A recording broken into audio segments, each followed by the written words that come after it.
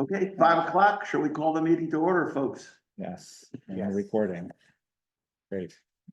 So, additions or changes to the agenda is the first item. I'd like to propose adding a 5 minutes of public input at the end of Yeah, this meeting. so, just out of curiosity, how many people took the training? Because I understood things from the training that I think affect this question. The four things, I wrote this to Arian and Lauren, the four things that I took away from the training was, one, if ever we vote, unless it's a unanimous vote, we have to take a roll call, which means we call each person by name.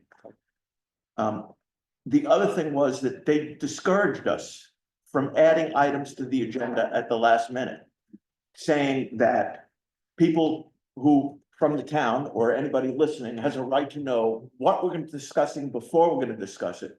So I think if we pay attention to that, something important shouldn't come up unless it's urgent, was my understanding. I agree with you, but I think that we just missed that part. I think we're wanting to have that in all of our meetings, right?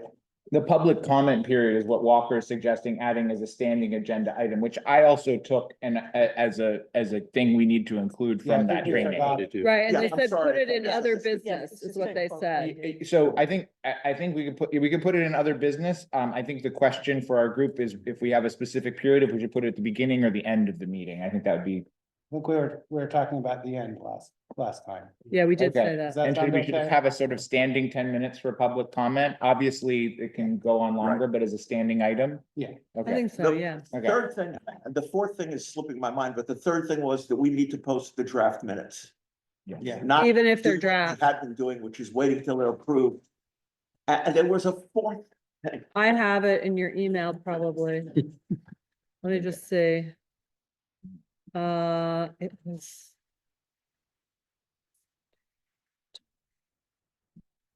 Well, it might take me a minute to find it. And that we need to I have another, we need to post the agenda at least 48 hours ahead of regular meetings, which I interpret to be starting next month, since we've sort of said these first ones are special meetings, but the definition between special and regular is, especially for a new group, seems a little gray. But I think if we all agree that, we got one more meeting, which we have posted on the agendas, that's the next Thursday. And then we go to the second and the fourth Thursdays is what we talked about, 5 to 7. Those dates and times have been confirmed by the Opera House folks, so we do have this booked. Yeah, we call that our standing meeting. And call that our standing meeting, and that we'll get those agendas online and in physical locations 48 hours ahead of time. And I did personally post it in 3 locations physically this time, but it was 30 hours ahead of time or something like that. So, but that's the clerk's office, the Positive Pie, and the post office where the hard copies went up. And Donnie, I have your email and you said about the unanimous, all votes must be by roll call. We should post the draft minutes ASAP. We should not generally add to the agenda at the last minute unless it's an urgent need. Okay, then Okay. that covers it. So you got it. Yeah. Yes. Perfect. So, so now that we're going to improve the minutes, I'm going to start doing it this way. I'm going to say, if there is no objection is there a unanimous consent to approve the minutes? If anybody objects to unanimous consent, say no, there is not, and then we will take a roll call. I mean, it's fairly easy on the minutes, but eventually something will happen where we all don't agree with each other. So is there unanimous consent to accept the minutes, or are there changes or additions to the minutes? Seeing none, we have passed the minutes by unanimous consent. Project costing. Rick. Thank you, Donnie. So this I know has been kind of something that people have been wondering about. I haven't talked yet with my study group, John and Liv, but I think we're going to come away from this discussion with a need to talk in more detail. So what I'm going to do is give about a 15-minute presentation on this, and I'm sure there's going to be questions about it. And I should just note for the record that Liz did reach out and say she was not gonna be able to make it tonight, to the chairs and that she sent. Thank you. everybody. Nice. Yeah. You'll get a full indoctrination from John and I later. Okay. I just want- Decide when we're gonna meet. Thank you, I dear. just want to make sure everybody can hear him, that's all. Can you? Yes, Okay, down Yeah. there? Yeah, Online. Yeah, online, I'm just worried It's a about. little quieter online. You can hear Rick, but it's a little quiet. Developed. And I get accused of that occasionally, so I'll speak up, but you raise your hand if I'm not doing a good enough job, if you would, Cam. So what has been done to date, I think is kind of one of the questions that probably people have. There have been 2 cost estimates done to date. And they're different types of cost estimates. One is an engineer's quantity analysis cost estimate, where the engineer takes a lot of quantities off of what they're doing in terms of drawings. And we're basing it on drawings that were done around the middle of March. So there's consistent comparison based on drawings, although things have and will continue to change with those drawings. That engineer quantity cost is one thing. Independently, I have been talking with a cost estimator that I've used for a long time. I can't really tell you how long it's been, but it's been too long. And he and I have developed kind of a dialogue and rapport over costs. Why I think it's important to have a cost estimator type estimate is because engineers, architects, developers, and owners all think very optimistically about costs. They want things to work that they're trying to do. Contractors look at it as if they need to make money on it, and so their livelihood depends on whether their number is correct or not in a bid situation. So they're very precise, and they use kind of a process that is how you would build something. So they build it in their mind, whereas architects, engineers look at it as if they're taking the bits and pieces off. And so what I'm going to show you is some comparative cost analysis. Here, Aaron, if you could. sorry, I will share screen here. So I think first thing I'm going to do is just kind of give you the overall picture. This is what I call a project budget worksheet. This is all the owner costs that we know of roughly, and can anybody not see it? I've got extra paper copies if somebody wants it. I right don't here. think I'm sharing it right on Zoom. Hold on. Not seeing it on yet. Better? I think you are. It's coming. You got it. Okay, all right. So, if you could scroll to the bottom, Arian, I just want to get this over with to start with. Okay, right there. So the numbers are, if you could move the cursor just a bit, are from what I'm gonna call $4.5 to $5 million total owner costs. And I don't necessarily feel like that's a complete number at this point, but I think we're beginning to get close. I want to show you what those numbers are, what they represent, and what they are not. So if you could scroll back up to the top. First of all, the first category is site acquisition. These are Rick's guess at what it's going to be. These are not numbers I know any more than any of you know about. But what I'm saying is 35 East Hill is a $500,000 across the board investment, and that the 266 Main is $65,000. Just a minor note, it's 68 East Hill. Sorry about Yeah. that. Sorry, very minor.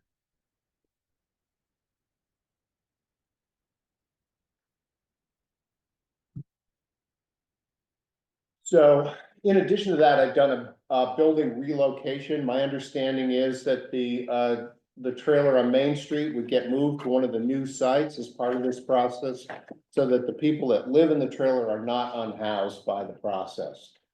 So you can see that all those costs are essentially the same across the board in terms of land costs. I would say that they're probably all wrong, but I think I'm getting close to what a number is that we can talk about in terms of an order of magnitude. Next thing down is construction base estimates. And what are these? So the first one is the contractor cost estimate with some changes by me and discussion with him about actual costs. That represents at this point a dirt or gravel road, and it represents overhead power, as you'll see as we go along. The maximum cost savings that he felt we could get out of that is about $500,000. I don't think he feels like given the current construction, we're gonna get much lower than that. And as you can see, there is a discrepancy here, but we're in a range where the engineer cost estimate is really pretty close to what I'm saying is gonna be a maximum cost estimate, given where our cost estimator feels. And so the engineer and the cost estimator probably are fairly close if we get down to really doing some nitty gritty. I have not done that nitty gritty. I didn't feel that it was appropriate to do that until we could talk about it as a group and our study group could go to work on that. Because the costs, as you've already seen, are quite a bit different than we've talked about in the past. So the direction we go in affects how we move forward. And that's part of the whole process that I think we're at right now, where we're looking at, here's a new, better information based on better drawings. And what are we gonna do with that information? So I'm gonna keep scrolling down fairly quickly here. I'm mindful that I have a limited amount of time to talk about this, but I don't mind going on and on about it. So the next thing down is below that is what's called construction site hard costs. And as you can see, there's a contingency of 10%. So what is a contingency? Why is it 10%? A contingency is how cost risk is managed. And so we all know that there's risk in terms of construction costs. How we manage that is really a real question for this group.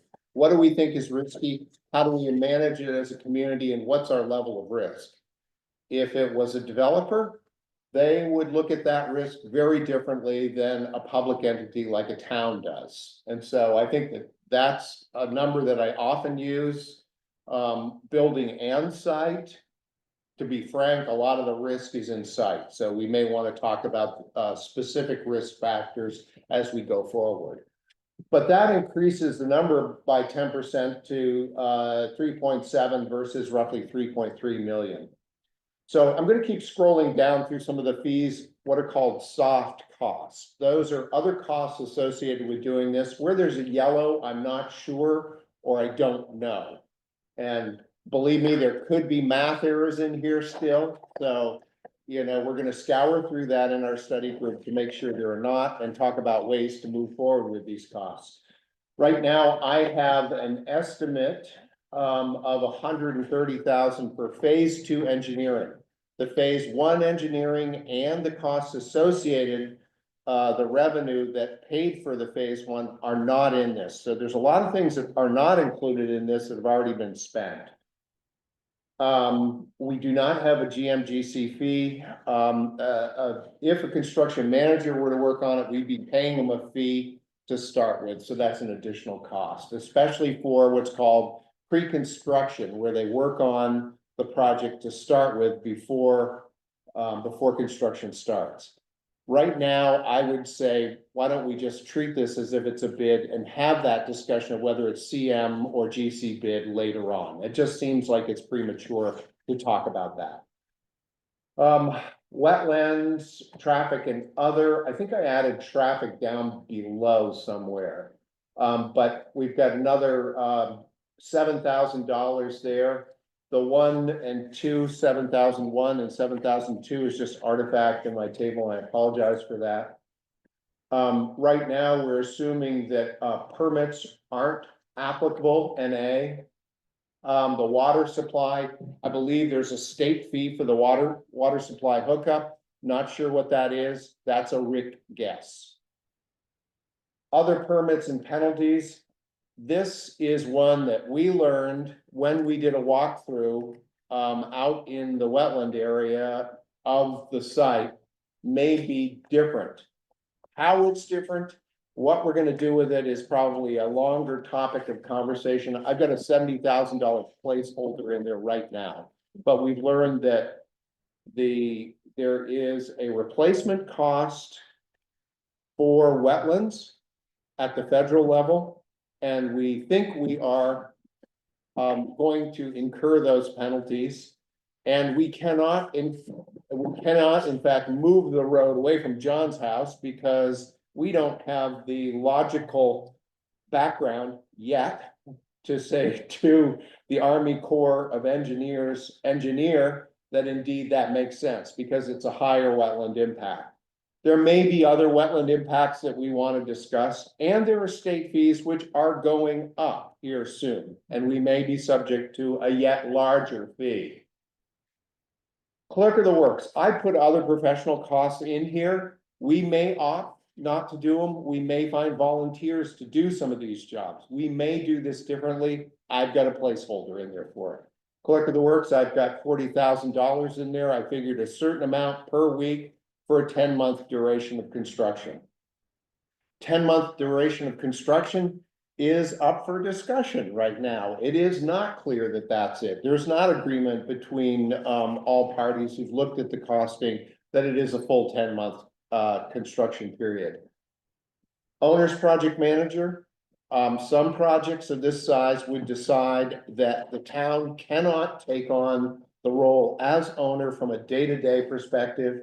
I put roughly $100,000 in there for that. There may be a group, as I look around here, that could take on that role, and that would be to the benefit of the town. But I'm not going to make that assumption yet. Traffic study still out there. Consulting and testing services, will need to do that during construction regardless, and we may need to do some more as we move along through. So we may need to do some more consultant soils testing. We'll need to do concrete testing. We need to do pipe testing as we move through the process. It is to the owner's benefit to hold control of that testing. So you have a clear line of control between the tester and the owner, not going through the contractor or the engineer.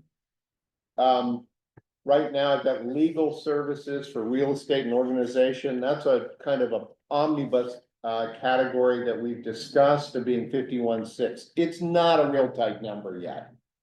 Accounting, organizational accounting, the town will write a check for this as it's brought forward, but there will be some kind of sophisticated accounting here. Who does that? How much it costs?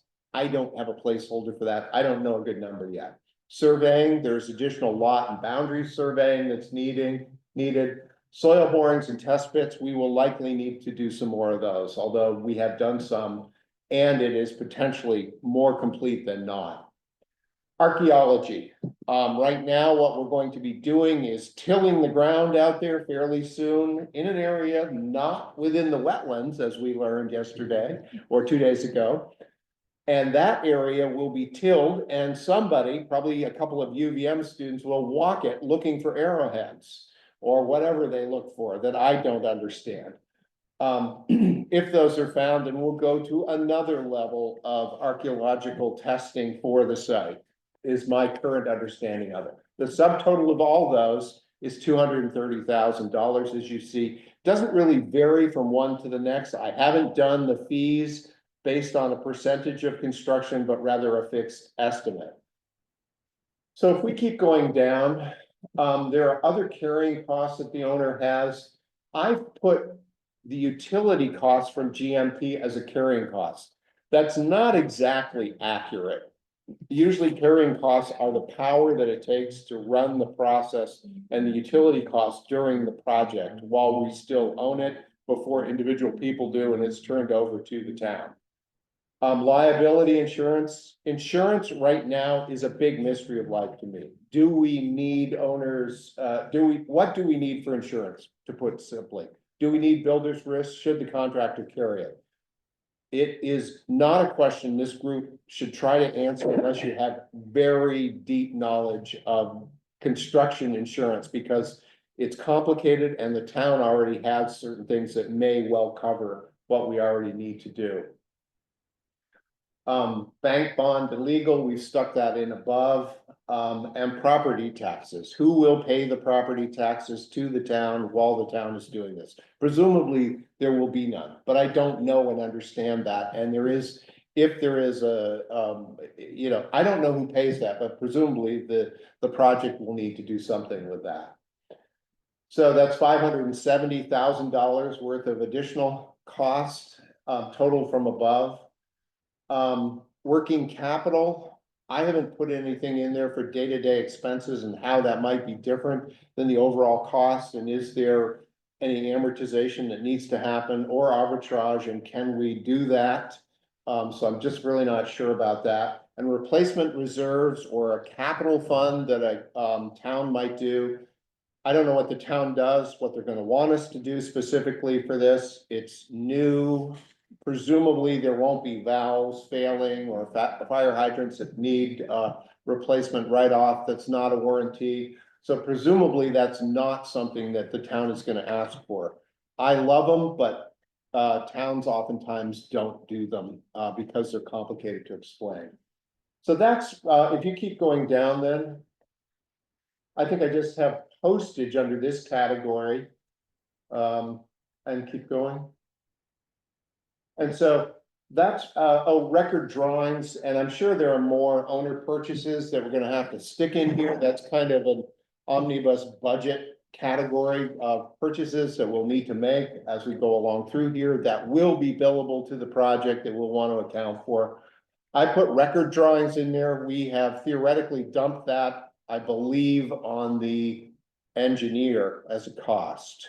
And so that is a real cost. It is something that the town wants. They want to know where, what and where is buried underground. So that's how I got to where I did. I've got categories below that are rather primitively organized by my way of thinking about it. But these categories relate to the revenue side of this. And as you can see, there's not really much there. Inflation. This is a topic that is tough to discuss right now, but and especially in a micro way, it's very tough to discuss. I plug 5% in there. That's sort of what things have been running. I think that's probably a good assumption, but as you can see, inflation gives this project a beating. So the longer it goes, the more it costs. And I think we all are aware of that phenomena. The numbers are just sort of shocking. So, what are we going to do with these numbers? One, John, I want to get together with you and Liz and start verifying these numbers and making sure we don't have holes, bits, pieces, things that we don't need, ways to save costs. Bunch of questions popped into my head as you were going through it. So good. Soon if we can. I didn't want to move very far ahead of the committee with this. I think we've got an order of magnitude that is different than has been discussed, and we need to talk about how we're going to bring this into a focus that makes sense for the community. I don't think that we can only go forward saying that lot sales will pay for this. I do recommend that we continue to look at that as a possible sole source of revenue, because it may still work as we knuckle down on costs and look at other revenue sources and, or increasing the number of lots on site. It may well work, but it may not too. And so I think that looking at grants and whatever other, I think tax revenue is probably one that everybody is loath to consider. I've heard that time and time again. And so, but I put it on there as a potential source of income because it does exist. So that's what I've done today. That's all I know about it. I'm sure there are mistakes. If people want, I can give them more detail on the building cost estimate, but I really think that this is at least a couple hours, John and Liz, and maybe others if I can attract them to the for the effort to try and understand how that top number right below land costs might shift and change. George gave me the name of someone that had applied for this committee that was not selected, that is a civil engineering student. That might be a good one to drag in if he'll actually help us. He lives right up the hill right here. I was thinking, too, and I was thinking of asking somebody else who'd been involved in the committee would be a good addition to our group, and I just wanted to kind of say that out loud, but I haven't asked that individual yet. And so I don't want to make any kind of, other than to see that there are nods around the room about doing that. I know that Lauren did circulate an email via Dan Fingus to everybody who applied to the committee, saying here were the work groups that had been decided so far, and if they were interested, please reach out. Who were they reaching out to? I think to Lauren. Yeah. and so I'm I only got- aware of one response I got to that. 3 responses did, so okay. far, but none of them was a civil engineer, and Okay. none of them said they were specifically interested Whatever, yeah. in your, in that group. There was one person interested in communications, and I think 2 were interested in the group that's gonna be dealing with the land and design and stuff afterwards that we didn't list as a top priority right away. And I promised that I would talk to each of them individually or provide more information for them. I have a couple questions. First, Rick, thank you for putting all this together. I feel like this is what a lot of people have wanted for a while, so I find this really helpful, even though I don't know what all of it means. You will by the end. Yes. Explanations are helpful.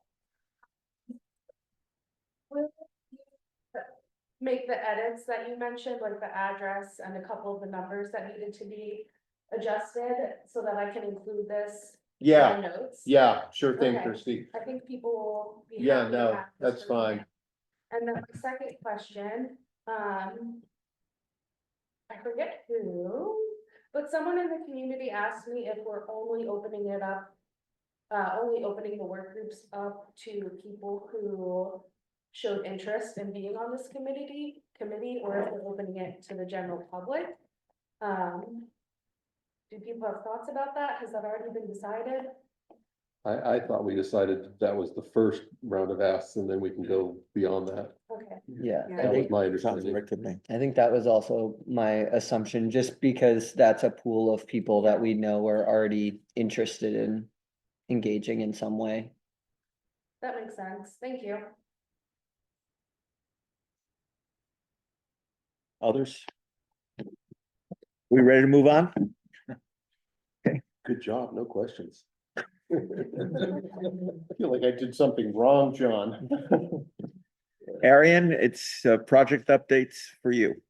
Okay, so there's a few subnotes on this. I think in many ways, this budget is a bit of a reset of parameters in terms of how this project, and I think it's a good thing that we have gone backwards to look at this all over again and use a different cost estimation strategy that gets to some significantly different numbers. And I would certainly be the first to admit that it reframes the conversation in a very substantive way. Along those lines, I think we discussed this somewhat last week, but the engineering RFP that was put out there feels premature. And I think not that that RFP is bad or wrong, but contracting an engineering firm at this time feels a little too soon. And I think that was sort of a nod of heads when we talked about this last week, but just to sort of formally say that, because I do know that the select board has had some conversation around, are these bids coming in? Should we expect them? And I think it needs to be relayed to them that, The RFP has been posted? well, the RFP was posted, but Okay. that Okay, It it can be should- rescinded. it That's could fine. stop.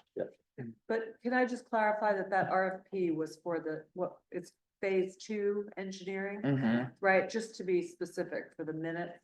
Okay. Because we had previous engineering work done by that, well, By engineering. by ventures. Engineering Ventures. Yeah. That was funded with a grant that we got. Yeah, and that work, I mean, I think that work is excellent work and very helpful. Yeah. So just to sort of formally put a pin in that one, I understand I was not able to attend, but I know several people here were able to attend the wetland delineation that happened earlier this week, and maybe if somebody wants to talk a little summary of that. I can try. I attended too, but I'm not sure I totally understood. I spoke with everything. George at length about it afterwards. Yeah, George was there, and I think that what happened at the meeting was that, we had two road plans, one at the current location, which I think is sort of a fairly reasonable distance from the property line that abuts yours. And, then we had one that was further away to the north. And we tried arguments that we thought were perfectly logical. Number one, it doesn't impact the adjacent neighbor as much by putting a new road next to their house. Number two, the lights don't shine into the Woodcock house across the road. And he nodded his head and said, yeah, I'd feel the same way if I lived here, but that has nothing to do with the way the federal guidelines for doing this are. So I think financial impact and real and undue hardship are more what he's looking for. And he suggested that we move the road closer to your house, John, so that the car lights would shine between George's and the Woodcock's house. And, you know, logically, he had a point, but it wasn't where we wanted to take the conversation at all. And so that kind of ended there, and I think more on that later as we try and figure out just what we can do, but just so you know, that sort of belly flopped. At other locations, I don't know that we can describe this all that well, but behind the hill, there is a finger of wetland that comes up and into the site. George drew all that for me. If you've got the map, I can. Yeah, I can point it out too, John. That finger that sticks up from behind the hill has increased into the site yet further. And that was pretty clear to all concerned that bear some kind of a wetland delineation title and carry little books that show colors of soil to define that. Net result, we lost some usable acreage because unless we take some sort of a penalty, we can't build in that area. Third issue was the roadway coming up from Main Street. That is what's called by Vermont wetland regulations a Class 3 wetland. Class 2, Class 3 doesn't matter to the federal government, to the Army Corps of Engineers. What the feds care about is whether it is part of the rivers of the United States of America, and it does not join a brook feeding into the Winooski as the rest of the wetlands do apparently. And so where we can use that criteria, it's a good thing because then we're into state requirements. And so what was decided in the group that was that it is that finger sort of sticking up that. In the bottom center. Yeah, Oh, you're in the saying that bottom this center, that is now green bit. wider. That's poked up further area. Okay, It's poked up further. okay, Right. Now see the little teeny green area right there? Yeah. That one is Class 3 Vermont and not federally significant. And so what was discussed that our wetland delineator, Brad, would write to the Army Corps of Engineers and confirm that that is indeed not a federal wetland, in which case, Class 3, we can move the road over into it further, which is probably a better thing because there is less what's called cutting into the hill, removing earth to get the road up through there, which removing cut is a good thing on this thing. You can see the slope is less over there too. Yeah. That's Yeah. right, That's- that's it. when you're on the site, it's Yeah. pretty clear. Yeah, That's, yeah. that's accurate, yeah. Yeah, Right. so Lauren, what did I forget? Well, I just wanted to say, first of all, just so that for the record, that this was a meeting of Laura LaPierre from the Agency of Natural Resources. And Brad Wheeler, who was a permitting specialist that we, the project, had hired. And Mike Adams, who is from the Army Corps of Engineers and works in, I believe, Essex Junction. And Sandy Vitson was there as well. And so these were the professionals that were examining the soil and the delineations of the wetlands and borders of the wetlands, I believe was the purpose of the meeting. And the actual designation is that Mike Adams referred to is, it's called Waters of the USA. Thank you. Yeah, not Rivers of the USA, Waters of the Waters, USA, thank which you. I had never heard before, but it's a thing. So it can be wet, but if it doesn't join with one of the waters of the USA, it's not a federal wetland, apparently. George said that those. To the right of that little finger, there were 3 lots over on the down, straight down. from Say there, here, yeah. yeah. George said the wetlands extended way up in there more than we're showing as well, and that we were probably gonna lose at least one of those lots, if not all 3. Okay. I didn't hear that. Okay. I didn't, because that had already been delineated and agreed to at that location, so. But that doesn't mean that George might have heard something that I didn't hear. Did you hear that, Lauren? Or do you remember? It may be that it moved I and don't- nothing was said about our lots. Yeah, I'm not sure. I was thought confused that by some of it. I thought that orange area boundary had been delineated and agreed to and not revised as part of this. It may have been that this bottom portion, this is like foggy recollection, something down here wasn't fully done, but this area up Yeah. here had been previously delineated. It's the southern part that he said. So maybe something down in Yeah. here changed a little bit. Yep, yep. Okay. Yeah, maybe. I think that one thing that's good is that the 2 green things don't join anywhere. Because the adjacent field is not a wetland. Right. Technically.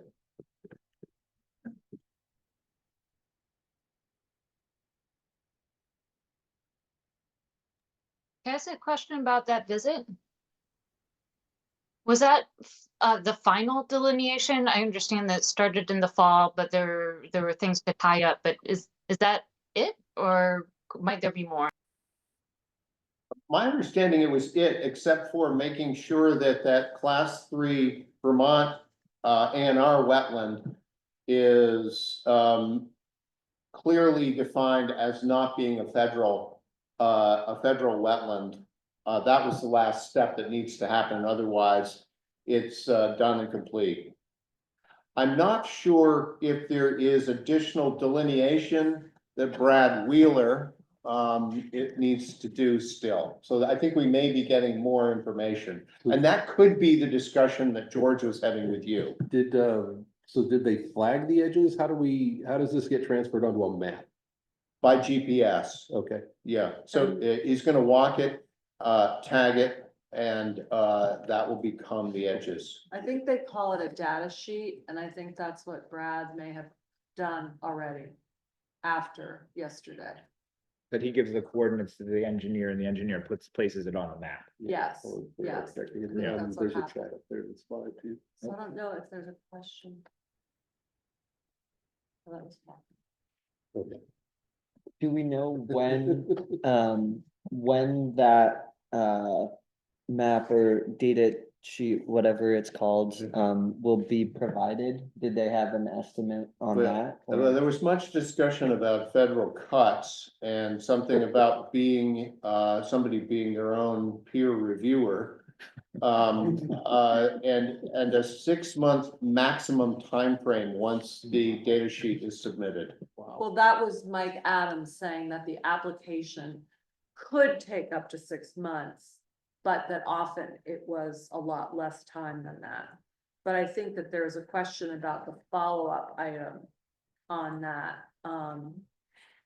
Right, he can't submit it until they have those answers or something. Well, and he would need some kind of an application, I believe, along with the data sheet and I think it's entirely possible that we could submit that fairly quickly.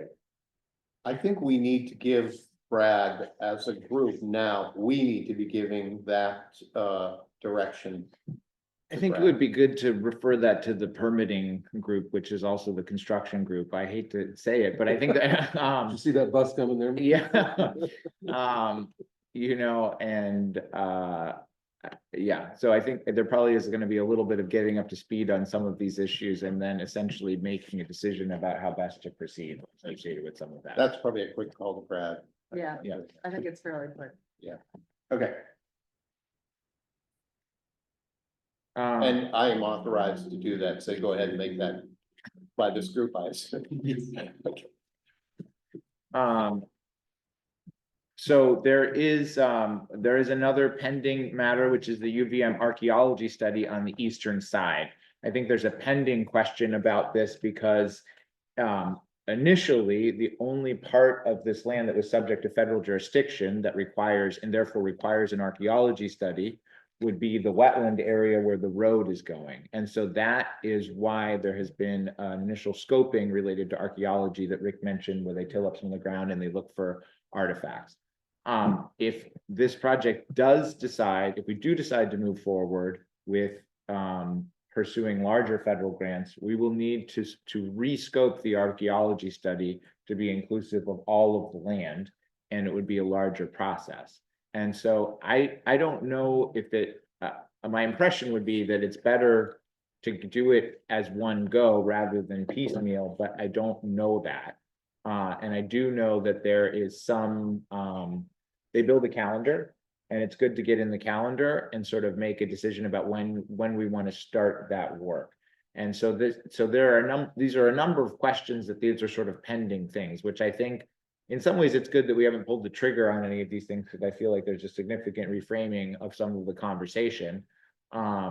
But I think it's becomes a real question about what is the scope of that archaeology study, which is contingent upon these other factors. Right, and Rick was just very clear, they don't want the wetlands tilled either, which is part of the road.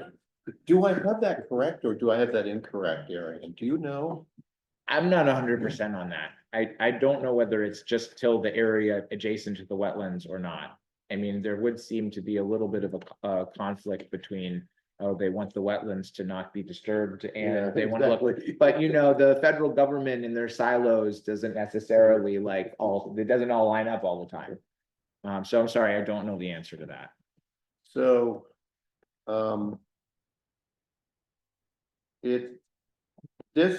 is this being driven by the potential now for federal grants? Is that what's driving us into what, So I if- forget what the title is called, but Yeah, so as Karen Hatcher outlined last week, if you stick a shovel in the ground with federal money, you have to go through something called NEPA review, which is the National Environmental Protection Act. And there's a series of hoops that you have to jump through, including archaeology, wetland delineation, and a host of other factors.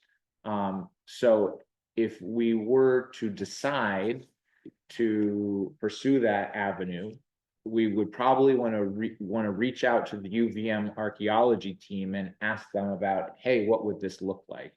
And so I think, I mean, I think that's probably worthwhile just doing, and maybe coming back to the group as part of a comparison. And then as we sort of talk about what our next steps are and how to look at the different angles, that might be good to have those options and just understand what that would entail, possibly also get a rebid on pricing and understand timeframe.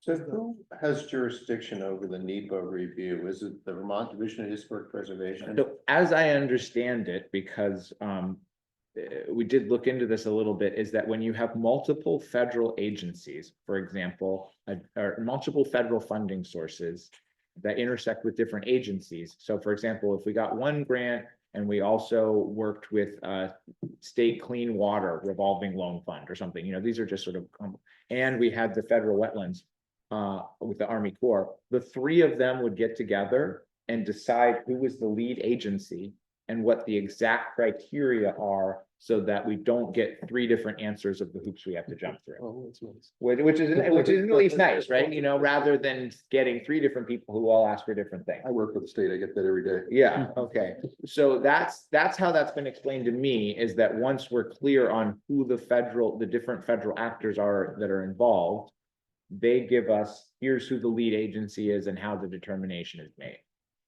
I think my understanding is that while some discretion may be involved in some of that it is inevitable we will have to deal with archaeology. I'm just Googling NEPA. NEPA is the primary law governing the environmental review process for all federal agencies. NEPA establishes a decision-making process that agencies must follow to study the environmental impacts of proposed projects. 3 levels of NEPA review: categorical exclusion, environmental assessment, and environmental impact statement.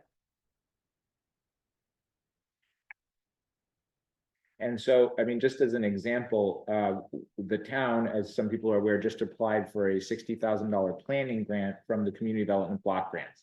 This is a planning only grant, no shovels go in the ground. We still had to submit a NEPA review application as an exempt project to basically check all the boxes to affirm that no shovels were going in the ground. That then has to be reviewed and somebody has to agree that no shovels are going in the ground.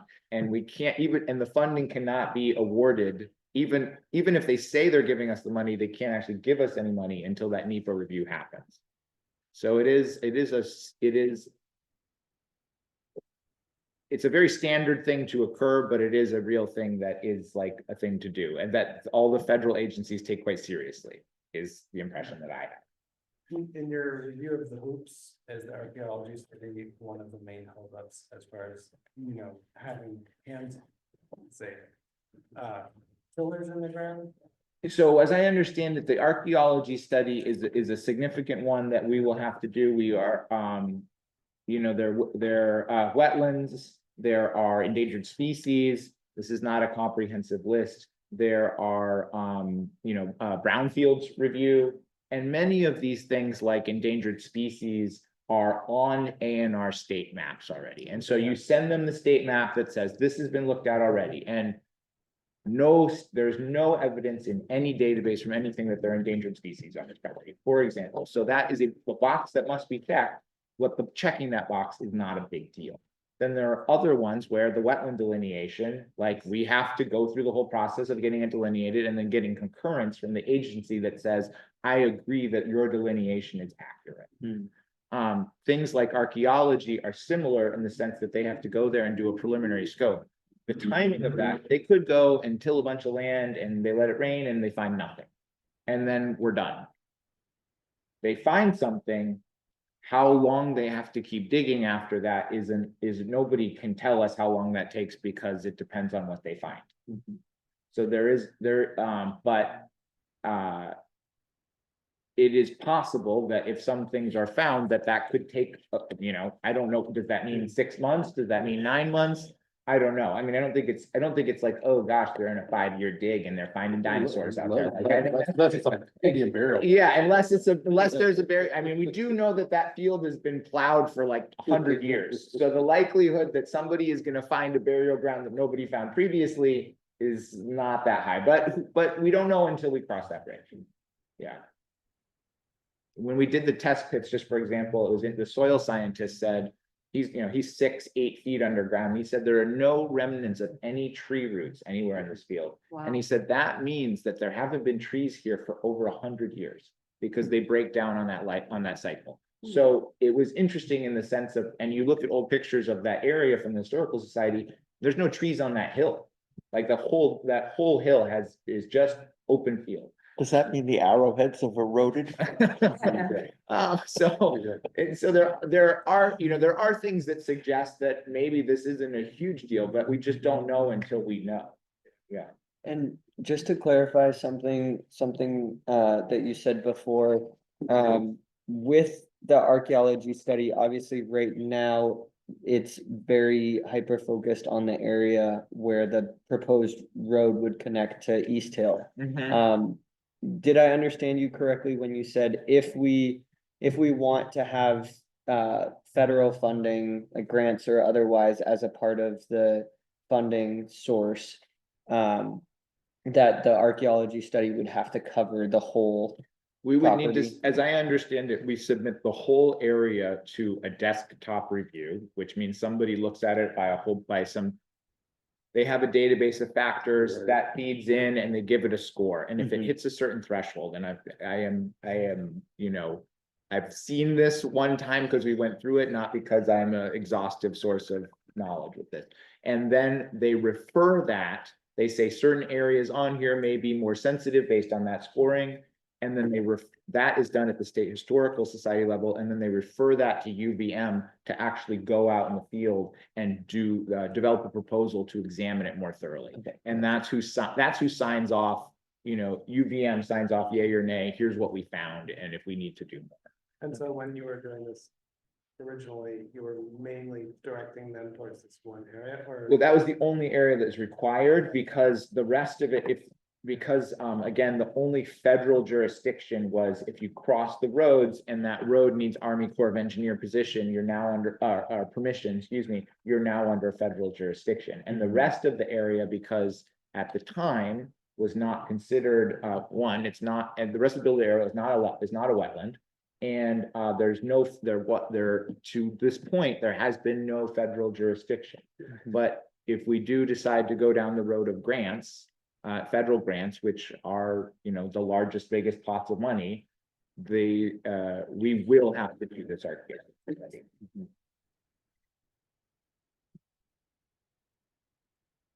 So I'm just gonna put this out there. Would we be prudent to do it in the event that we may want to apply for grants?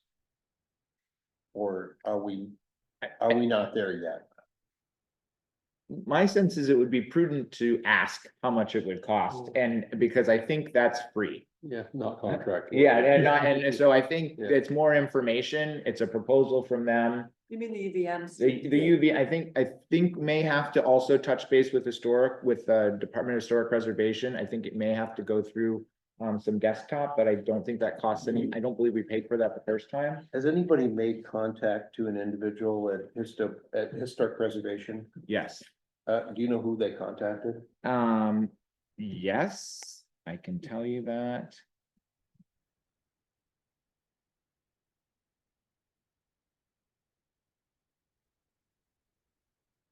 Scott Dillon, Okay, yes. He was the person who did the desktop review. and when he did desktop review, which is the State Historic Preservation desktop review, Yeah, but there hasn't been a NEPA, so we've sort of we've jumped ahead a step in one way of thinking about it, because we haven't done a NEPA yet. Is that correct, Arian? that's correct. And then there's a proposal from UVM to do the eastern side of the field. Where they want to go. Yeah, forward. right next to John's house, where the road would be. That's what UVM quoted for $4,000 To approximately. do the road beside it, not the edge of the field on the far side near the bluffs then. No, No. that was determined not to need it at the time.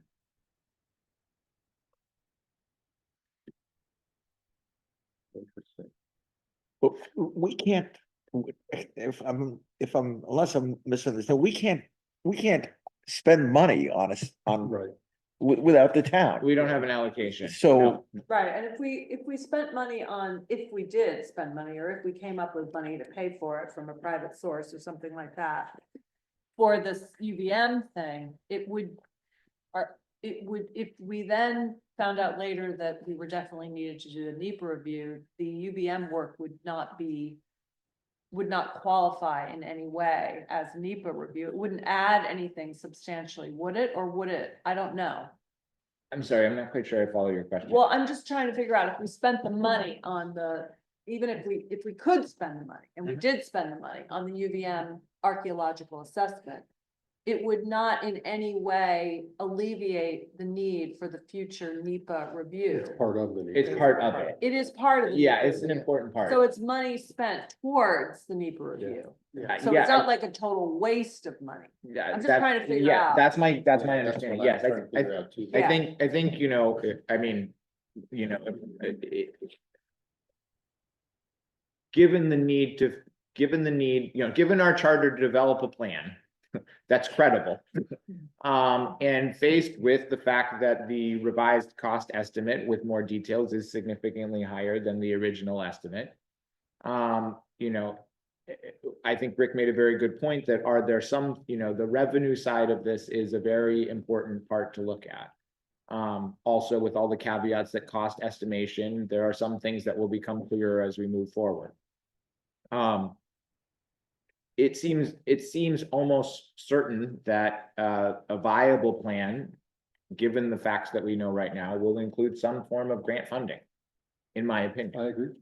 Yeah. Nobody's gonna flip the bill otherwise. Take all of our opinions. Yeah, so I mean, I think if we believe that to be true, and I'm seeing heads nodding and hearing some yeses here, that I think it's worth going back to UVM and Department of Historical Preservation and saying, hey, we need to look at this more broadly. What would it cost? I mean, in some ways, I am structurally, I think we are. I think we're in we're reformulating here, but the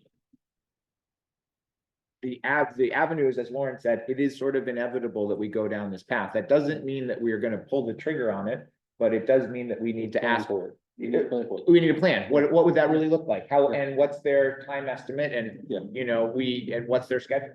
And also, even if we weren't gonna do it right now, could we ask them to put us in the queue?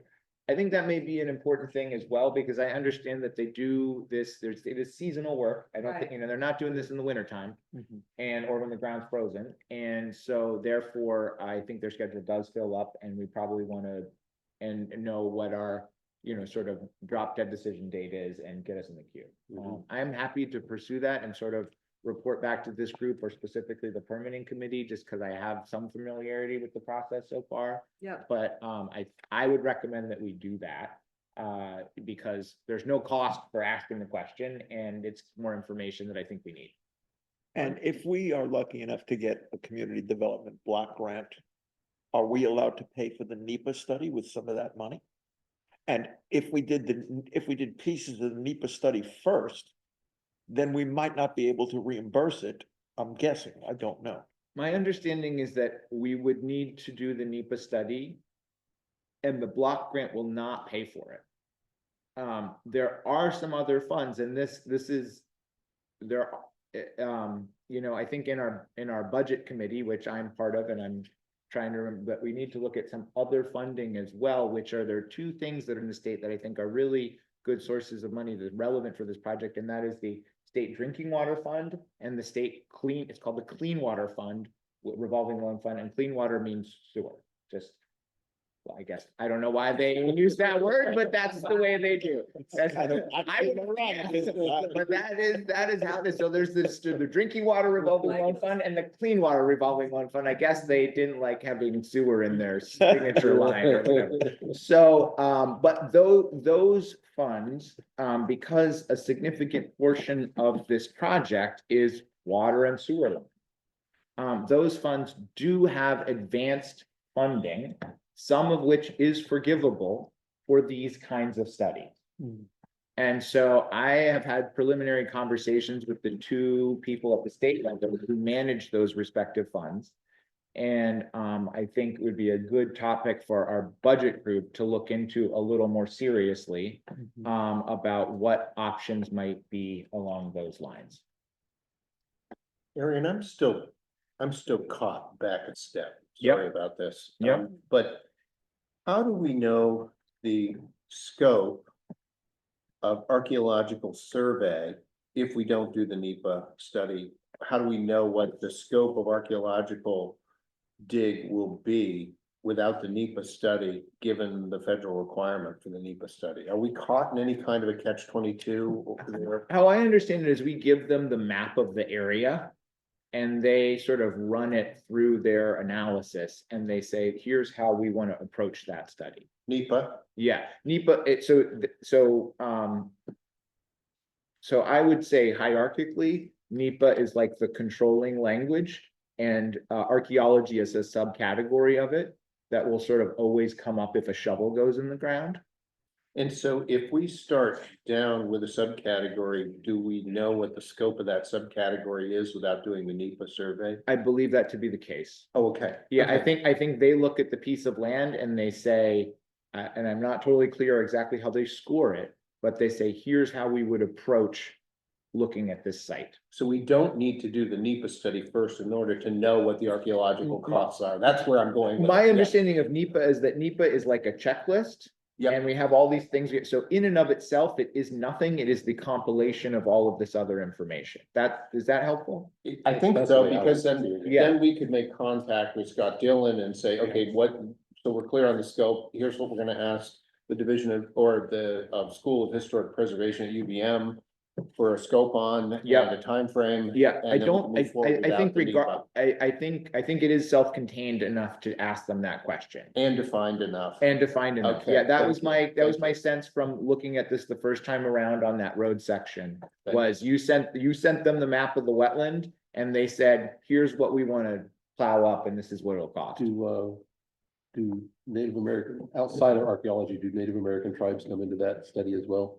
I don't know the They answer. did, they did for a lot of stuff I did out west. I'm not sure the answer to that question. That's a good question. Projects that I've been Yeah. involved in the Yeah. past, and these were private projects, but there did need to be an archaeological dig, but Yeah, but I meant the actual tribes themselves. I mean, I I was see. building towers, and if they could see it from one of their medicine wheels, it was a done, you couldn't do it, that kind of thing. I mean, we don't have any federal recognized tribes here, but still, it's. But I also think that if anyone is talking to Scott Dillon, Preservation Trust, we should ask him if he's aware of any funding sources, or if he Yeah. might know of some funding sources Yeah. for this. Yeah. I was just looking at the Preservation Trust website, and it didn't look like anything was appropriate for this particular thing, but I would think there might be a funding source for this. That's a great question. Also, have we asked ANR if we can dig up a wetland? That's. And the answer to that is, maybe. Okay. I personally think that that is a good question that should be looked at.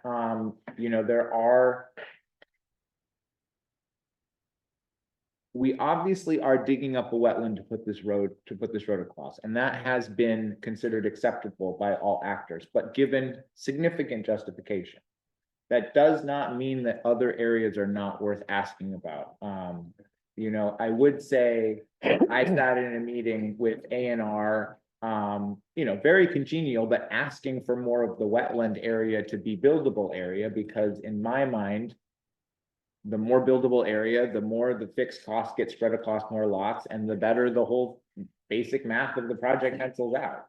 And the rationale at the time was, if we want to have parkland that is buildable land and we're asking to use wetland, that becomes harder for them to justify. Because they're saying, well, you have buildable area here that you're choosing not to build on. Why do you want us to give up the wetland?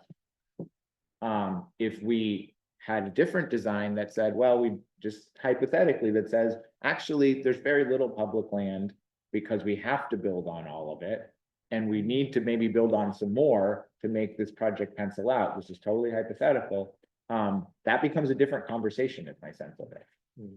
Interesting. Yeah, Yeah. because at that point, you then, in a hypothetical plan like that, you end up showing that, yes, you actually need to use all the buildable land And then and some. then some, rather than, preserving some just because. Yeah, and I mean, they have their own rules that they have to follow, and they have a sort of, you have to clear a certain bar. And so I mean, I did understand their point of saying, hey, you have buildable land here. We can't justify that. I will say my sense is the federal government does not ask for any buffer around wetland. The state does. The state, in my opinion, has been much more generous with the buffer land than they have with the actual wetland. So, and I think, I mean, all I would say is like, my impression is they're reasonable people who are trying to follow the rules that are presented with them and presented to them. And so we just need to understand what those rules are, and we need to make a compelling case if we do want to ask that question. Yeah, the economic impact does make it, that discussion is one that's important, and it's good to understand it when we're framing what we want to do on the site. Yeah. Not that I think we know exactly what the best foot forward is, just that that's an important part of the equation that we're developing. Should we have or should I create a live rough per lot cost estimate based on whatever our number is that we're working on Well, as our worst case scenario? Well, I think, $200,000 an acre. yeah, I mean, that's, right now, it's gonna look real bad, is what I would say. Yeah. I think the whole thing about being exempt or not exempt from Act 250 is defines what that cost is too. Yeah. And that's huge, right? Because those permits, the permit costs, if we're not exempt. Well, there's not, if you're a municipality, you don't have any Act 250 fees. That's statutorily true. So in terms of the actual application,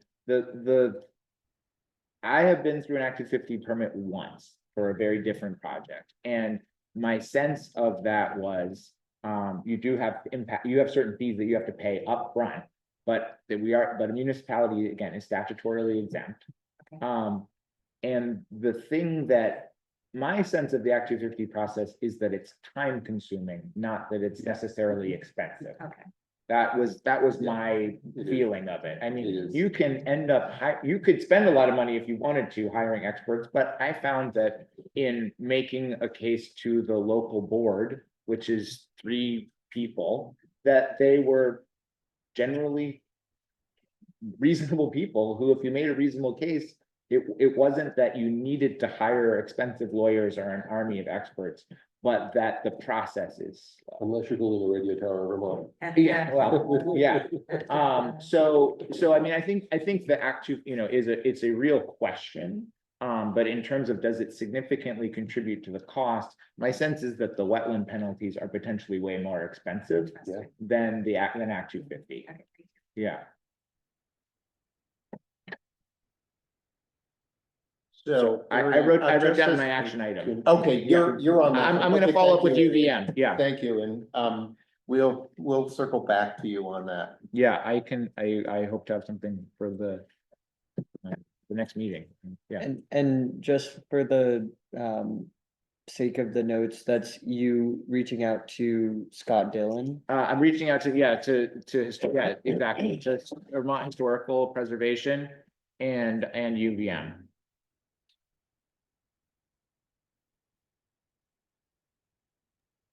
I think the answer is no.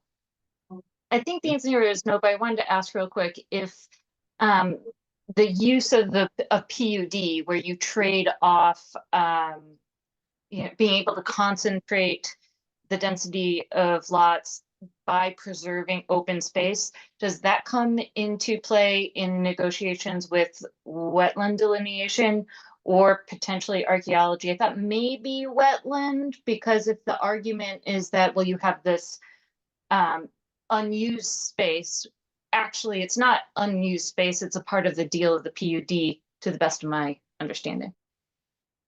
I think the answer to that is that those two can line up in some circumstances. And so I'm gonna try to, I have this written down somewhere, but the hierarchy at wetlands is you have to,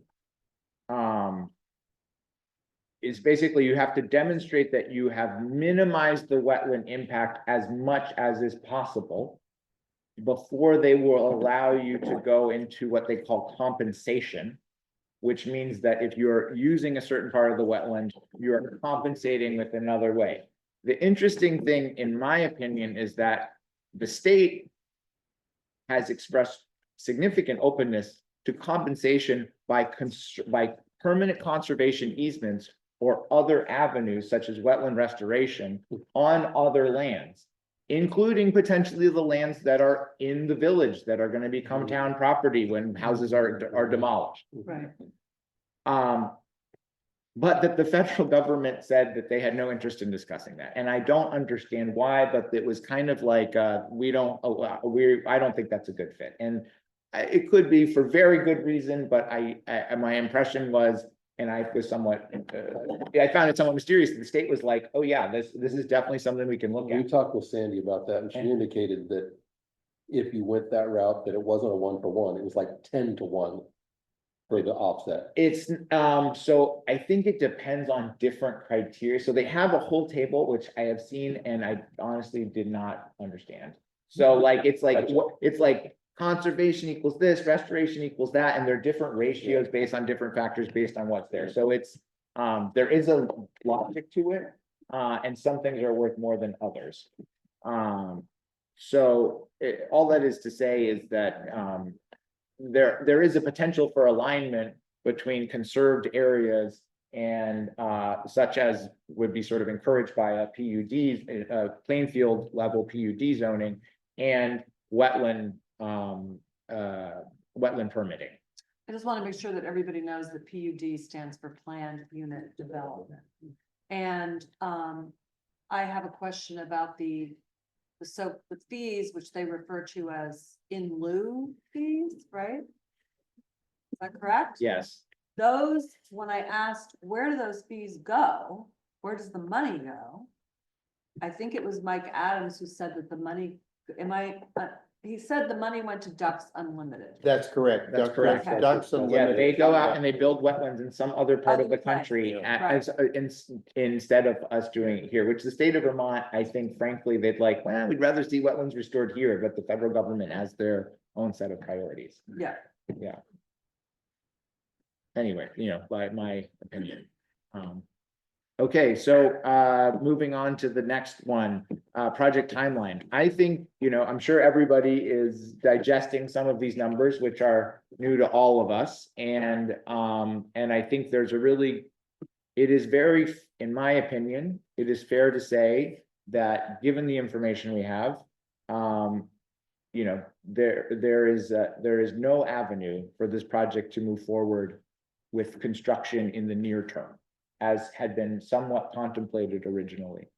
And I think that, that the balancing of this equation, if possible, as we've just discussed, is likely going to include grants and potentially other resources that we will need to look at as a group, and that the layout of the lots, while we have done a significant amount of design work, is probably not the final layout, given all of these factors. I don't think anybody expected it. Okay, well, so I mean, I think it's just worth saying for the fact that we're all on the same, that everybody is on the same page, and part of this is, learning together, right? So given that, I think in our own work groups, and this is sort of the next topic area, we should look at, how can we break this up into digestible pieces so that we can come back. And one thing I did want to just bring up and discuss is, Sandy Bitsum has put a bazillion hours into this project. She has been very clear that if the project, for a while now, that if the project looks like it's not going to happen in the near term and is probably going to use some significant grant funding, that she would like to focus some of her time and energy on other projects that need more hand-holding in the earlier stages. And I would say we would not be where we are today without her tireless help.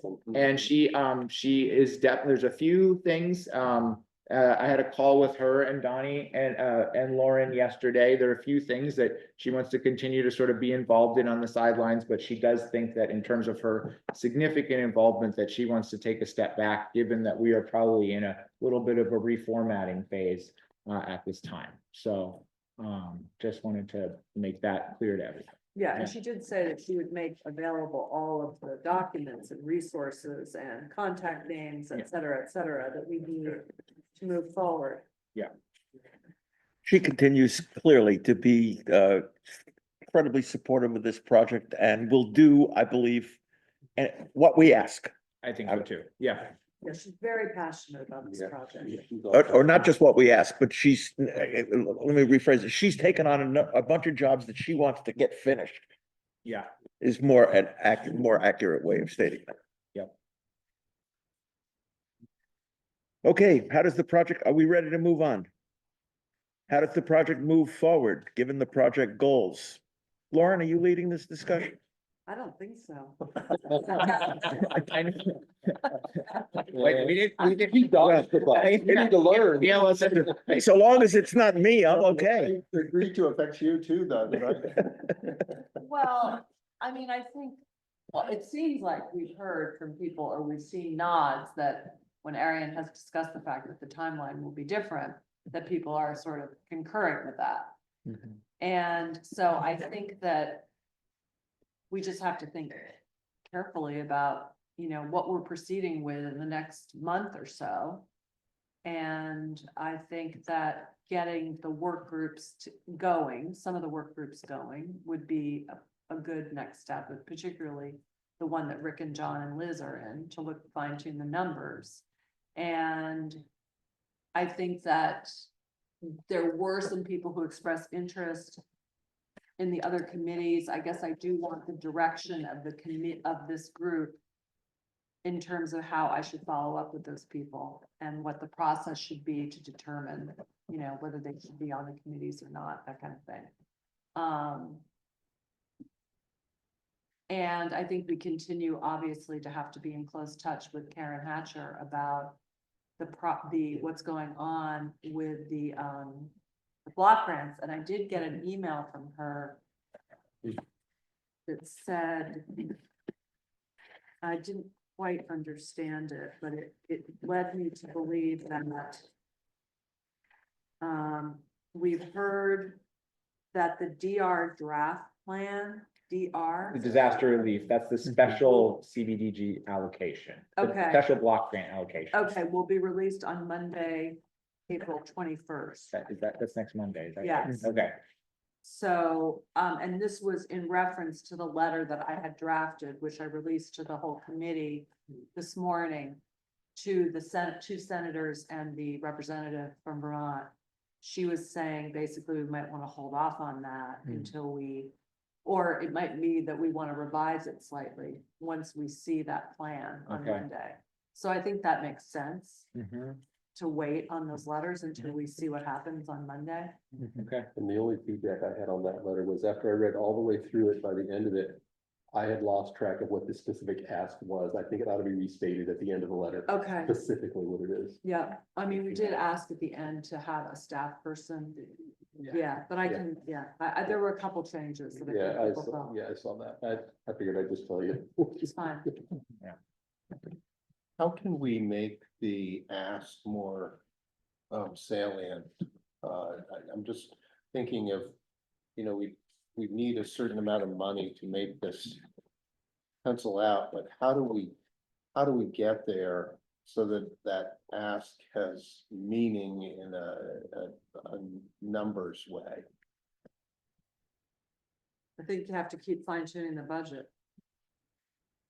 I mean, I did, I told Lauren this and I sent her an email. I've been in touch with a couple of staffers from both Welch's and Sanders' office. And I had a phone call the other day with Rebecca Ellis, who's the state director for Welch's office. Super nice, been very helpful, has been provided some good information on wetland stuff. She said that she was aware of this particular situation and that having a letter from the town was sometimes a good leveraging thing for them to say, oh, this is not an abstraction of like, oh, the state's asking for this or something else, but sometimes because we're kind of the low person on the totem pole in this respect, that actually having a direct request was useful. But the ask that I had brought up specifically was make sure Plainfield's eligible for this funding. Right. Not a number, but just an Okay, eligibility threshold, because that's where that was my understanding of sort of where the struggle was. Because I think if we're eligible, the criteria funnel very well to us, because it's like, there's, 80% of $64 million, 50 whatever million has to go to Washington and Lamoille County.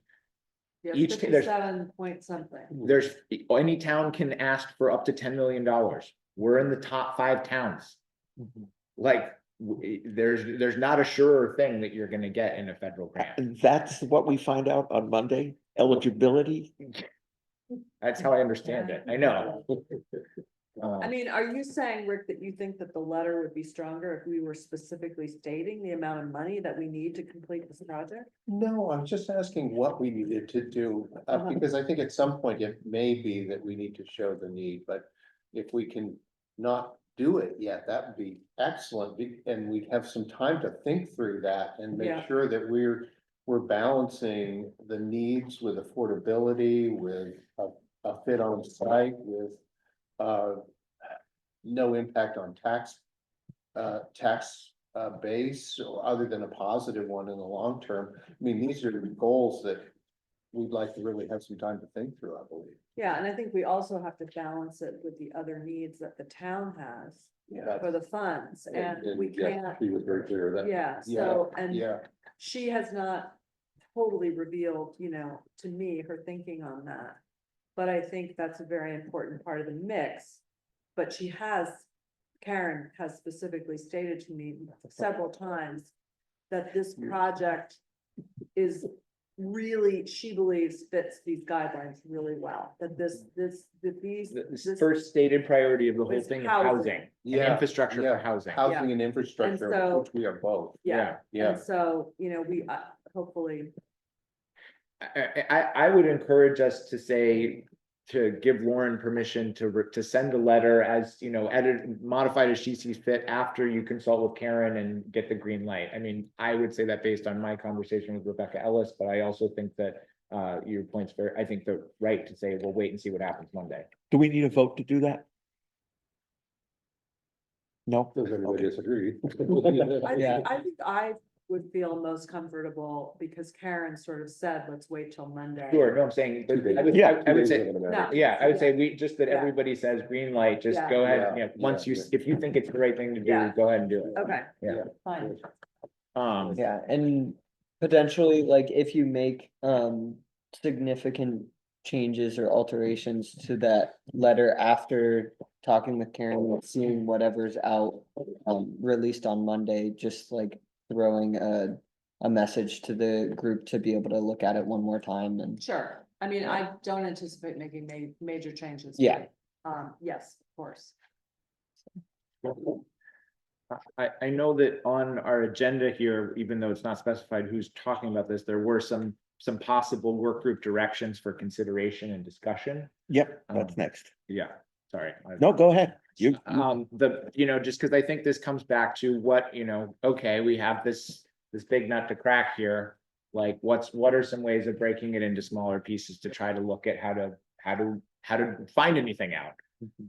And you know, from the in some ways, there is a sort of design question. Maybe that goes to the perspective, the buyers group or the lot, which, I'm sorry, does somebody remember what that work group is called?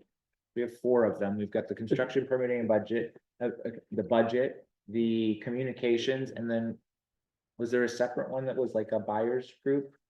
it says, your agenda says prospective buyers group, what are project revenue options and priorities? It was land marketing, lot sales, buyer education, housing development, all in We have not. built one. Oh, okay. Did anybody sign up for that? Jared. Jared, Kim, and Walker. And I think, I'm just looking for the email that I got, but I think Randy from Kentucky, Oh, there was the one person who was like. from far oh, away. Kansas, sorry. Yeah, no, actually, she said she wanted to serve in the communications group. And then there were several other people. I don't know if you want their names now, or if you want me to just contact them, but I don't remember anybody saying. There were several people who were interested in the accessibility committee. That's a separate thing though. Yeah, it's a separate thing. I think that's not us. That's the town. No, it was there, these are people that are currently on the accessibility committee, but want to have a liaison with our committee dealing with accessibility issues. And so they saw themselves as being sort of the design and management plan for the common and community spaces group. But they understood that that was not going to be constituted until a later date, but they wanted to make sure that, yeah. Yeah, exactly. reasonable. So, I mean, Yeah. that makes sense. And then there was one other person who said design and management plans for common and community spaces, so that was later. Also later. Yeah. Well, so in terms of, you know, this, as we noted, and we put down here in the notes and agenda.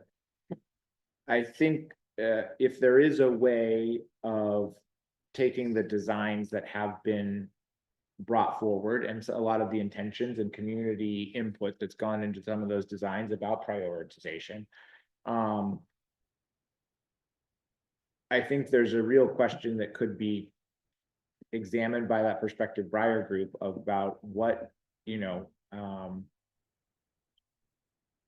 what revenue options and priorities are. And I think this, you know, the step one of that would be to look at the current design and the current revenue forecast associated with that design and see, you know, what are areas to move, which could be, for example, less open space or less common land, and or ask them to use some additional wetland area, and what those impacts could be on the overall balance of the budget.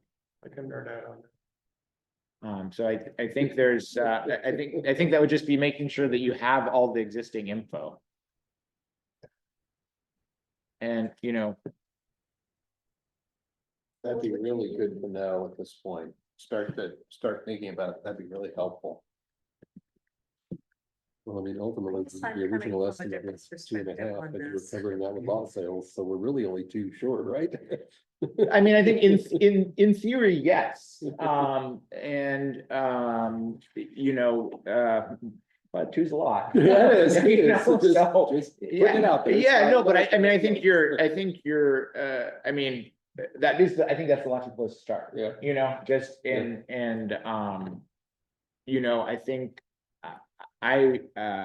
my sense is that there's a lot of interest from the community. I share this ideal of that affordability is important ultimately for the people who are buying the lot, and that, you know, my sense would be that if all of a sudden the land prices got a lot more expensive, even if the market would bear them, that is probably not a great priority of a direction for the group. And I don't think anybody could get a loan to buy it if they needed to, if it gets too far out of whack.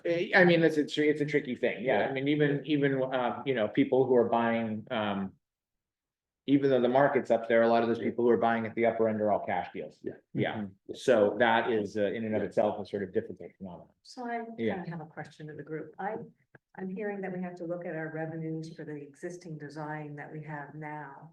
But I thought there was going to be more community involvement in defining what that final plan is. And I'm not hearing that right now. I'm hearing go look for the revenue sources. I'm not hearing, how are we going to get that community voice back in here so we can deal with the questions of traffic and the high density and rural character of the village? I'm not hearing that yet. So how do we address that? Because I think that's key.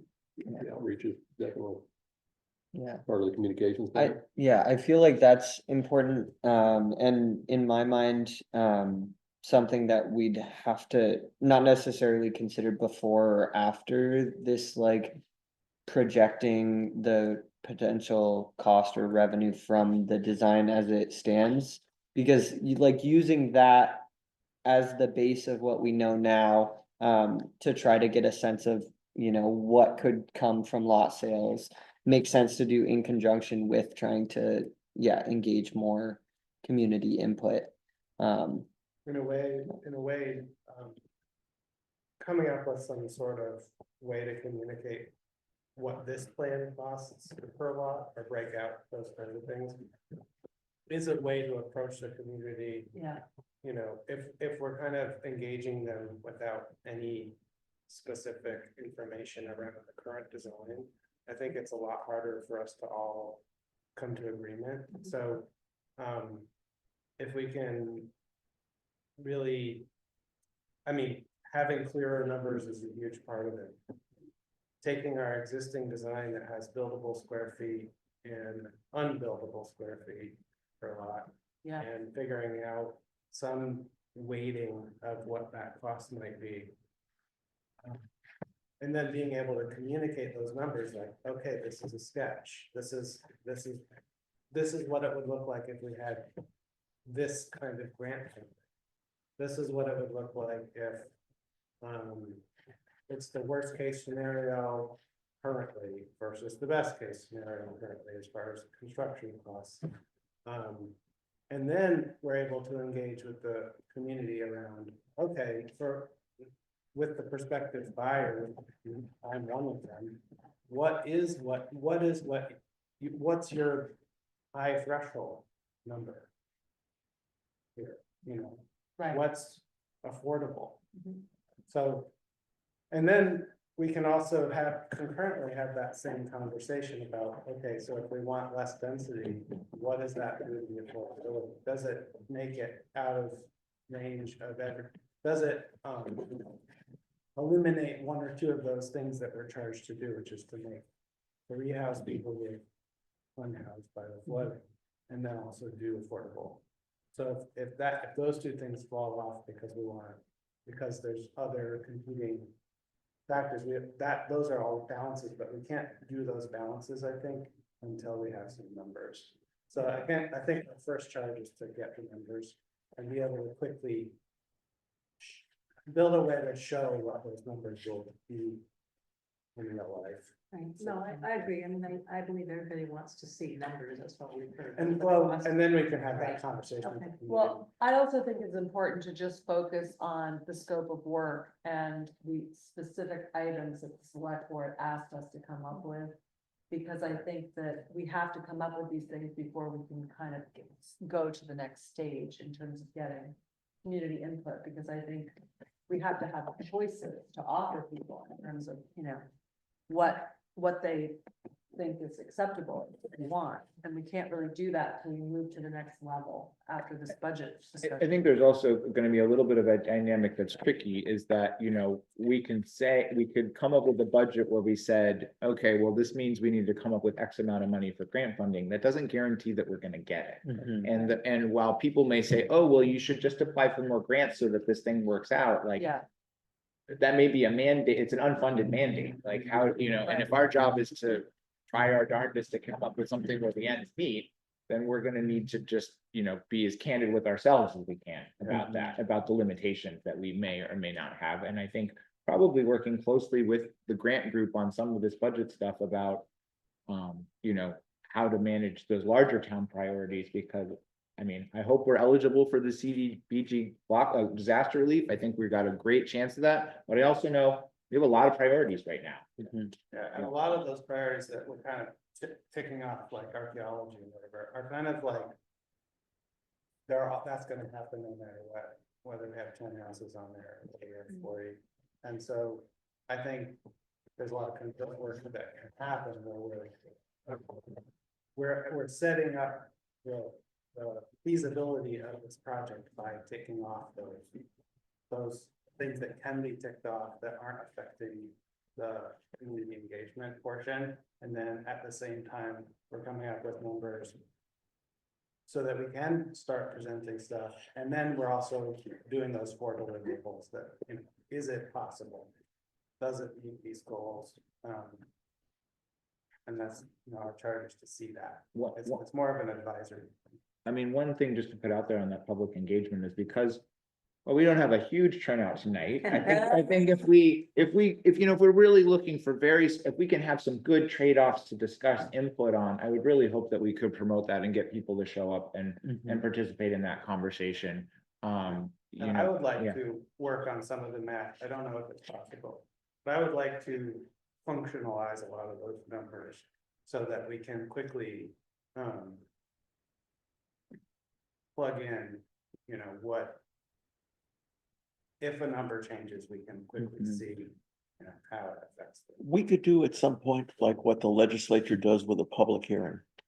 And invite people to come and give their feedback. You know, at some point further on down the line, saying, this is, and our job is just to listen.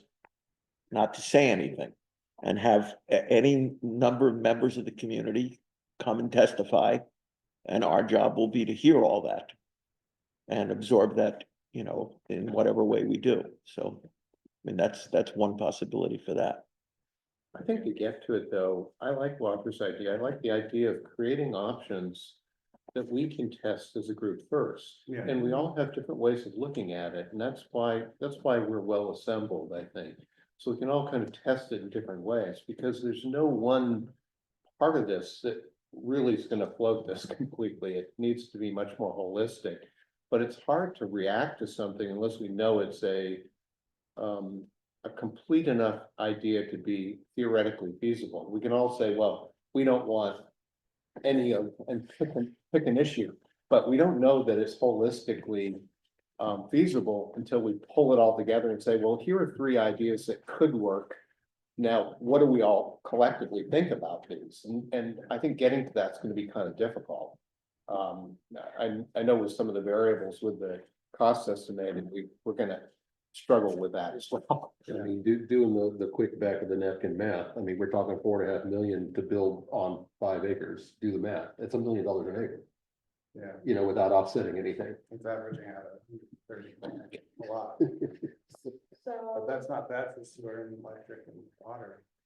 But I think that what we can do is, if we start to create a complete model, and maybe with some kind of a sketch idea of how that would work using the current road network, because it seems to be basically pretty functional, then an infrastructure network, then we can begin to test these ideas on all sorts of fronts, and that would be helpful. What has to happen for that to happen, Rick? What are the next steps for that to happen? I think, one, that we do some more cost jumping around, but I like I like this idea of creating a model for from a usability for number of lots on the site, and how that relates back and forth, because that gets to affordability. We don't know if you could fit, I'll pick an absurd number, 100 houses on that site or not. So we can't necessarily go there without testing it visually, but I think there is a range that we know could fit on there, and we can start to test it. Yeah. If you wanna send me a current cost estimate, I'll just put that in as a placeholder. And then, I think it's gonna come around in the minutes sooner than later, and I can just send that through after I. just an Excel. Yeah, it's a very simple Excel sheet. And then I'll take the engineering. Max. Yeah. That, so almost. It's John. Yeah. Just watch the Good night, all. record right there. Yeah. Not all, I have another meeting I have to be at. Lucky you. Yeah. Hey, I'm gonna suit and tie, lucky me, right? oh, okay. Yeah. So have we covered A in work group? Which I think we have. Then B is engineering group, review costs. Anybody's gonna speak to that? I think Walker and Jared are saying that they. Okay, I think that's the first. Well, that's the A, first. that's A, yeah, but B B. is really gonna be Rick's group. And I think they're all. Seems like they're trying to find a time to meet, which seems Okay. to work for. well, while they're doing that, I have a question. Did we submit this eligibility study? What did we submit? What criteria to decide, or what did we submit for them to decide whether we're eligible or not? Did we submit something? Can we look? So as I understand it, the disaster from Karen, the disaster relief funding, that is the special allocation was made by Congress late last year, is in regards to the 2023 flood. Right. And so there was some question about, we all remember both floods. We all will say that the 2024 flood was worse than the 2023 flood, I think. But in Plainfield, but the 2023 flood was still pretty real.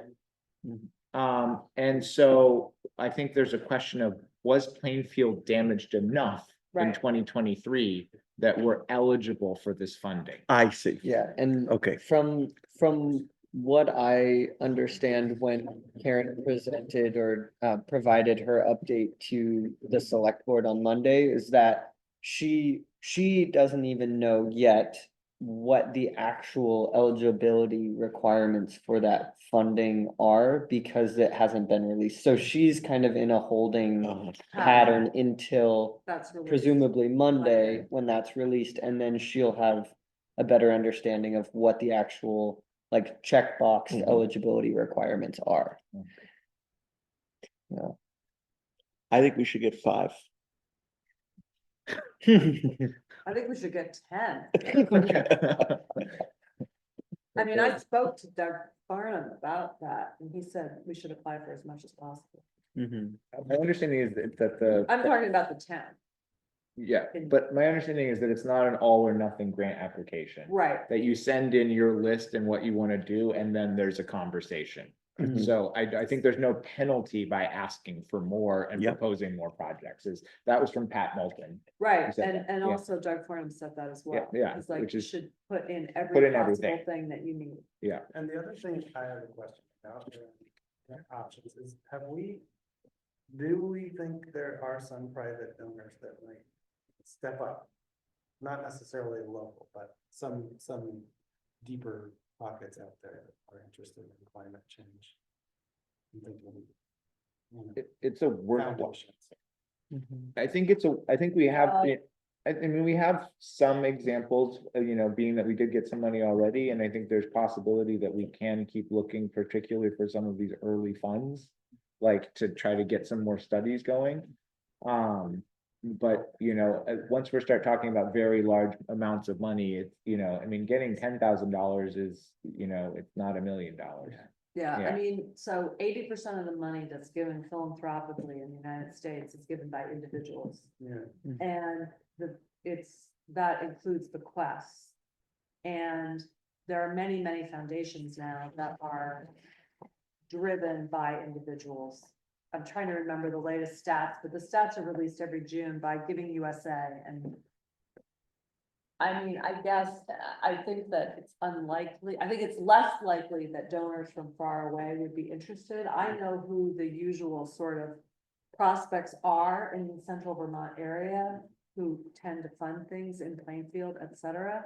And I don't see any of them as viable prospects for the amount of money that we need for this project. It doesn't mean that we couldn't explore it with them and ask them, but I don't see gifts, I don't see $1 million gifts out there. I see more like $50,000 gifts possibly, or And something there like isn't that. like a specific foundation, like Bill and Melinda Gates that does health in the world. There isn't like a foundation out there that's specific. I mean, I think there are a number of foundations that are specific to climate change, but I mean, for example, I think, Mackenzie Scott has funded things that relate to climate change, and I think Ben and Jerry's is, has specific guidelines that relate to environmental causes and social justice and stuff like that. I mean, it's definitely worth looking into, but in the amount of time that we have right now, I think we really have to focus on this federal money. Yeah, because it's allocated. And it's just more money. I mean, I know who some of the highest level prospects are in the state of Vermont. I could certainly, think about that, but I'm not sure. I mean, I think this project is sort of outside the box in some ways Yeah. of traditional philanthropy, because you're not contributing to a nonprofit organization, first of all. That doesn't mean that it's impossible. But it would definitely require a lot of time to start researching and reaching out to people. One thing about costs, just in general, is that I just remember that big number that I showed you had overhead power lines, something that's not a great thing to have if you're building a new community, because it's a huge maintenance issue, and those of us who are in the rural part of the town know what that means, because it happens to us regularly. It also means unpaved roads, but there's also further sustainability goals that could be tried to be met with more money potentially.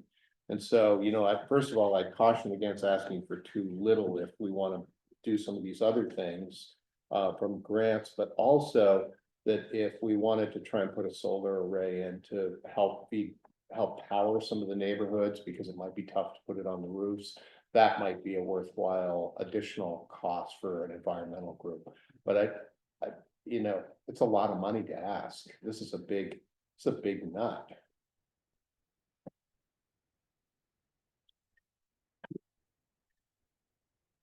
That does kind of feed into the next one, which is the budget grants group, which is basically to, you know, the suggestion is review grant options, sit down and sort of have a conversation, which is, it was you and me, Walker, and maybe to some extent Rick, as it ties into construction costs. You were a soft opt-in on that.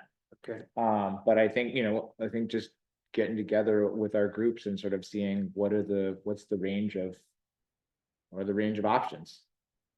And I'm sure it will be an iterative process, like we've discussed before.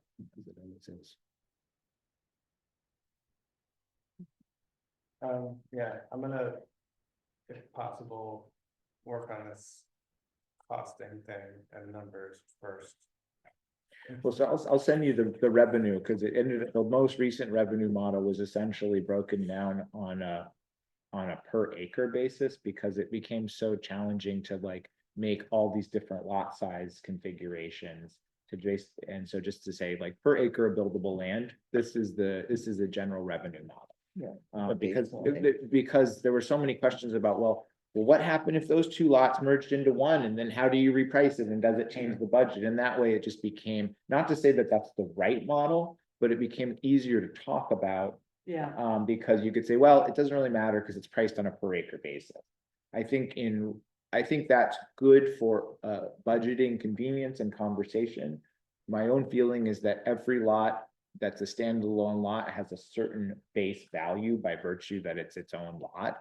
So probably, but I think there's also considerations about what kind of pricing is realistic that creates affordability. So there's a certain inherent softness in that whole thing. I can get a little more granular. Yeah. And then make all those numbers fly.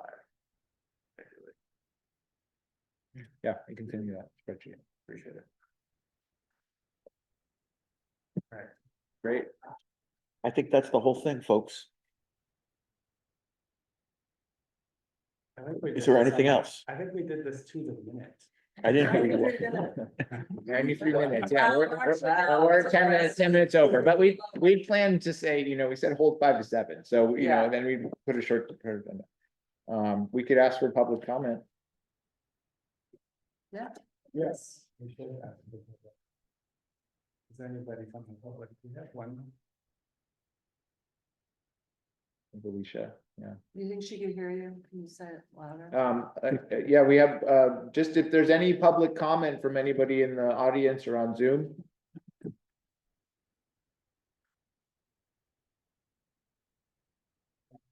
All right. Okay, I will not be here next week, folks. I will not be here. Still have a quorum. But you'll be on Zoom? I hope to be, but I'm just gonna say I'm not sure. Okay. Let's just assume I'm not, and then. Okay. Oh, I'm sorry, we did have that proposal from Jared. Oh, yes. Did we want to, I'm sorry, should we, before we wrap up, I'm sure that violates some rule if we say we're over and then we're not. But should we just talk about that briefly while we're all assembled? Yeah, if folks want to, I don't know, if that is something that has to be like warned ahead of time, but, For My next week, sense maybe? is that it should be. Okay, Yeah. yeah, all right. so that could So just you'll be Yeah, tacked it's onto attendance policy. the Oh, next, that's right, of course. Yeah. tacked onto the next meeting. Yep. Thank you for writing it. Yeah, Yeah, of course. yeah, thank you. And truly not, as I said in my email, like not married to any of the language. If I missed things, if there should be more, like, feel free to adjust as we all see fit.